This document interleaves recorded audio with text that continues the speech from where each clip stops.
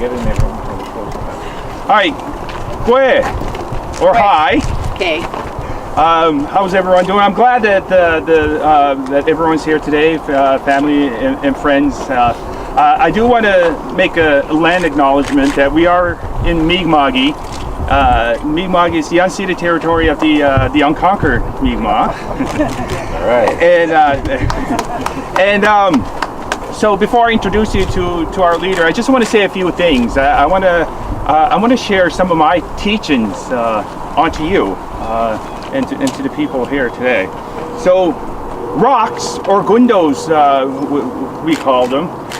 We also refer to them as stone people, or when we do our sweat lodge ceremonies, we call them grandfathers, because they're as old as the earth.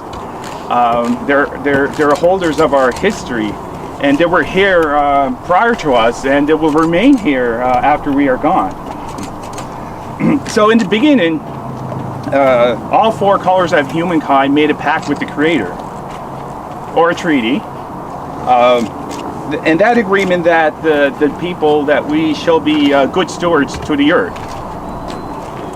And there's nothing wrong with taking from our Mother Earth, but if there was something to give back to her. Our grandfathers are rocks, or gundos. They're veins of our Mother Earth, and that should be the focus of our laws as politicians and business owners. And we should be considerate to each other within our own communities when planning projects that may impact our communities, the homeowners, underground or above ground waterways, wetlands, and even including animals. So we're all part of nature, and there are natural laws given to us by the Creator. It makes sense to integrate these laws into legislature. So yes, Imsit Nogama, which means all my relations. Love y'all. So, I do want to introduce you our great leader, the Gary Burrill. Well, it's a great privilege for us to be able to speak about the matters we're going to be able to speak about today. It's a privilege for me to be able to do that here with Trevor Sanipass, our marvelous candidate in Waverly-Fall River-Beaver Bank. And it's great for Trevor and I to be accompanied in making the announcements that we're going to be making this afternoon by our marvelous candidate in Hants East, Liam Krause. We're glad to have with us also from the Stop the Quarry group here in Fall River, Stacey Rutherham. Stacey's going to be speaking to us in a few minutes. One thing about New Democrats and community activists is, we'll just say, is we don't melt. So we won't be one bit apprehensive about this. Let her come. And in the same spirit, I want to say that it's a great pleasure for us all to be joined by our Member of Parliament here for many, many years, Peter Stauffer. And as you know, often at a wedding, the MC of the wedding will introduce the guest who has come from the farthest. So it's our great privilege to have Peter Julian, the MP for New Westminster Burnaby, here with us today. All right.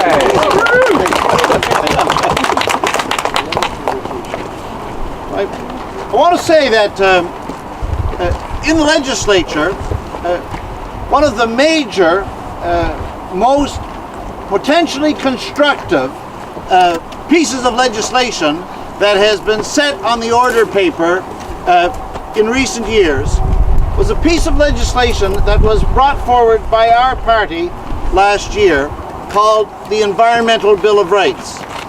Now, an Environmental Bill of Rights is a matter that we've heard discussed quite a lot, because you may remember that about a month ago, the East Coast Environmental Law Organization brought forward a detailed proposal for an Environmental Bill of Rights. Their proposal is much like the proposal that we in the NDP brought forward and tabled in the legislature last year, although it incorporates also some elements of another piece of legislation opposing environmental racism that we had also brought forward. We did those in two separate pieces of legislation. It's one proposal in the environmental law proposal, but it's a very important piece of legislation. Now, we understand that when the third party, as we have been, brings forward a piece of legislation, the opportunities for that to be passed are very, very small. But one of the jobs we've been doing for these last 3.5 years with pieces of opposition legislation is to say to the people of Nova Scotia, these are the things that we believe in. These are the things that we stand for.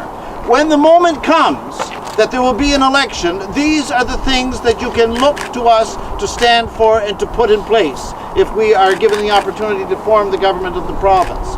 So it's our privilege to say today that we give our commitment, we give our word, that the piece of legislation we put forward last year as the Environmental Bill of Rights, if we are able to form the government on the 30th of May, this is a piece of proposed legislation which will become a piece of legislation which in Nova Scotia under the new Democratic Party will be enacted, an Environmental Bill of Rights.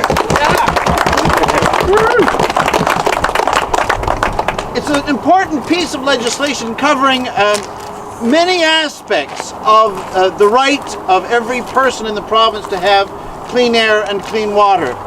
And all those who have been involved in environmental or community activism of any kind know that the right to clean air and clean water has going along with it the right of every citizen to have a citizen's full say in decisions that are taken in the environment around them.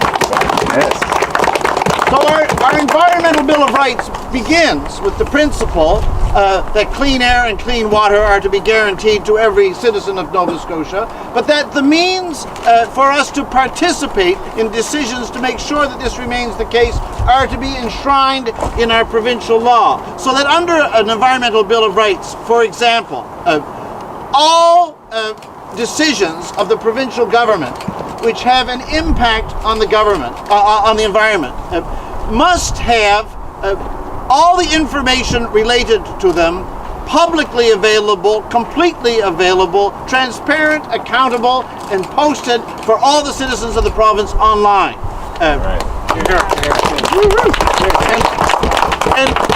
And this is an important change because at the moment, the Department of Environment does do this for a lot of information, for others it doesn't, but the Environmental Bill of Rights will say, if it affects the environment, every fact about it must be posted. If it may be something that happens on the Department of Agriculture. Never mind, it affects the environment. We don't care about the department, it must be posted. It may come from, very often, the Department of Natural Resources. But that doesn't matter. For us, what matters is not the bureaucratic department that the initiative comes from. What matters is if it has an effect on the ability of citizens to monitor the government's making the appropriate stewardship decisions about the environment. So this is very important, that all material reflecting the environment must be placed online, regardless of the government department that it comes from, so that citizens, when we go to make effective our right to have a say in the decisions of the environment that are around us, we will have the means and the information without hiring 15 detective agencies and 75 scientists in order to be able to get at the facts we need in order to make that activism effective and to make it real. And to ensure that this is the case, the Environmental Bill of Rights, which we stand for, has at its center the creation of the position of an Environment Commissioner. I think the easiest way to understand this proposal is to think of it the way we think now of our Auditor General. The Auditor General of Nova Scotia doesn't work for the Department of Finance, doesn't work for any bureaucrats. The Auditor General reports directly to the 51 MLAs elected by the people of Nova Scotia, to whom the Auditor General must submit an independent report. The Environment Commissioner's position, which the Environmental Bill of Rights will bring into place, is a position of this sort. An environment commissioner who doesn't work for the Department of the Environment, who works for the people directly through their representatives. So if there's any difficulty in accessing information in order to give a voice to environmental activism of any sort, an appeal can be made to an environmental commissioner whose job it is to see that every citizen has the right to an effective say. And we think of this as being particularly important at this time because we understand that after 3.5 years, the McNeil Liberal record on the environment is one that is, shall I use the word, unenviable. We know, for example, that the 50% reduction limits on clear cutting as a means of harvesting the forest of the province, which were set in place on the recommendation of the Natural Resource Strategy and implemented in 2011 and 2012. We know that the McNeil Liberals have walked entirely away from this, and that today there is no limit in Nova Scotia on the part of our forest that can be clear cut. And we know at the same time that the limits that were, not the limits, the abolition, the elimination of whole tree harvesting, which had caused such environmental disasters around the province, that under the New Democratic Party, the whole tree harvesting was banned completely. Today, it's open season on whole tree harvesting and on clear cut harvesting of the forest. We know too that the Dole-Leahy report into agriculture, which in my judgment is one of the most excellent studies on how to move forward with resource development in a way that has effective stewardship. We know that its recommendations about involving communities and making sure that any community where there's a development of this sort is completely involved and that nothing ever happens unless the community agrees that it should happen. Number one, this is in that world they call this social license. At the core of the Dole-Leahy report was the recommendation. In Nova Scotia we have to have a system by which we determine whether there's community license and we determine whether or not there's social license, and nothing, and they said the agriculture business should go forward until that is in place. We know that the McNeil Liberals cherry-picked recommendations out of that report but left the core one, that there should be community social license, unenacted. We know that they cancelled the ComFit program, the Community Feed-In Tariff program, and that they didn't replace it with anything else. This program by which we were moving in a bold way towards generating more of our electricity from renewable sources. Well, all of this is gone.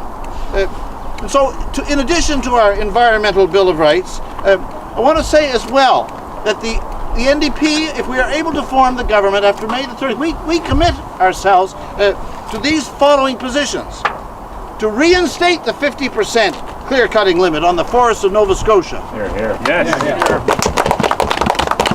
To protect our oceans and our fisheries. All right. Here, here.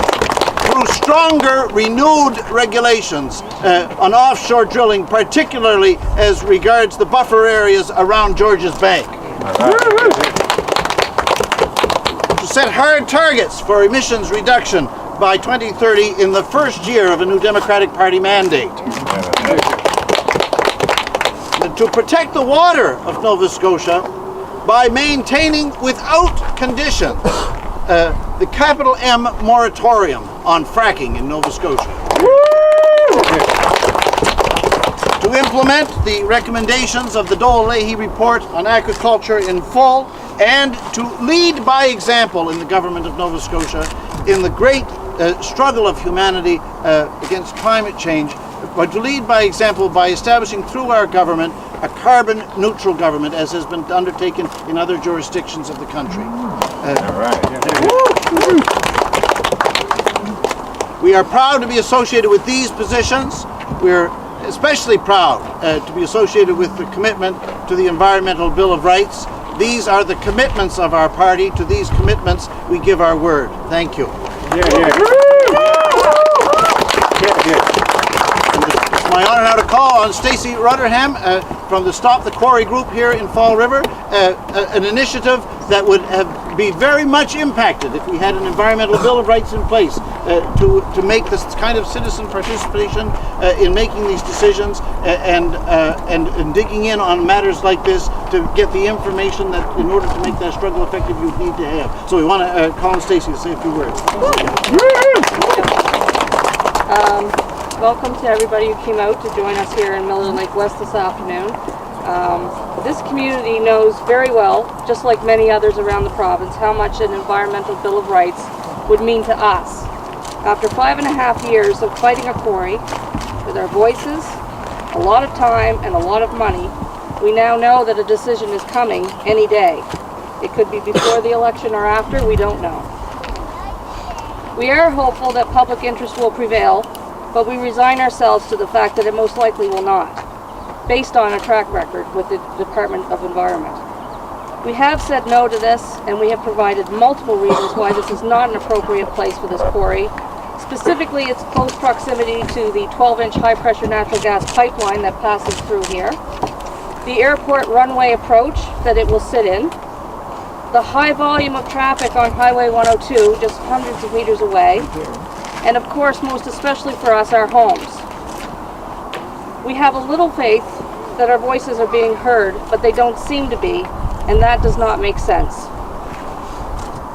We would welcome this legislation that gives us the right to engage in the application process, to gain access to the applications in their full form as they are submitted, to create real and meaningful public consultation, to gain access to the process as more than just a simple check mark on a list of things to do in the department. We would accept being able to have a right to say no to something that is so unnecessary and creates so much risk and stress that we, the community, will have to live with. We are the ones who will be impacted. And we would also welcome a commissioner who will hear us and work with us when we do experience impacts, and we take comfort in knowing that someone will be working for us. It has been a long journey for this community coming to the realization that we are on the outside looking in through fogged glass.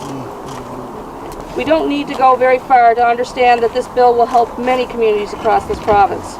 There are communities trying to protect the Shubenacadie River from brining, the Bay of Fundy from all the fish kills, and lately there have been a lot of fish injuries. The Margaree watershed, that while it is protected, is seeing its headwaters filling in with silt, and the list goes on. When things go wrong, it is the communities who continue to suffer due to inaction. And when action does take place, is long coming, sometimes years, sometimes even decades of impacts. When other communities have said no, they have been ignored, and the Harrietsfield today is still without clean and safe drinking water for over a decade. Pictou County has the highest cancer rates in Canada, and they cannot sleep with their windows open at night. Boat Harbour is still not cleaned up after many years of broken promises. The Lehigh River is unfit to swim in for decades, and fracking waste still sits exposed to the elements in the Kennecook area after a decade since operations stopped. Just up the road here, there is a clear cut that is 10 years old, and it has not recovered. Behind me, there is a pit that is decades old that has never been remediated. Clear cuts and glyphosate spraying impact our lakes, our rivers, our water, our wildlife, and the sustainability of our forests, not to fail to mention the widely reported health issues. This clear cut up the road that is 10 years old is a prime example for us every day in this community as to what is happening elsewhere in the province. This quarry fight has given us an ability to think much larger than ourselves as a community, and to understand that this province needs to change the way it's doing things. The environment must come first if people are going to be healthy and enjoy a good quality of life in this province.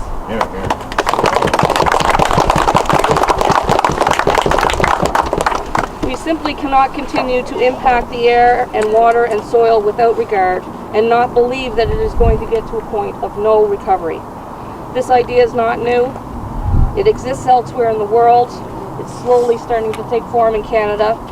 An environmental Bill of Rights gives us the ability to protect our healthful environment today for us and our families, but it also protects it so that it will remain for those who follow behind us. As a member of the Stop the Fall River Quarry Group, I welcome this legislation on behalf of my fellow committee members, and I look forward to an NDP government making it a reality for all Nova Scotians.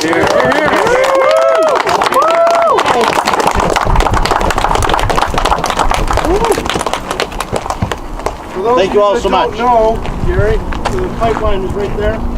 Oh, Okay, yeah. the proposed quarry will be about 100 yards in the tree line on this side. Yeah.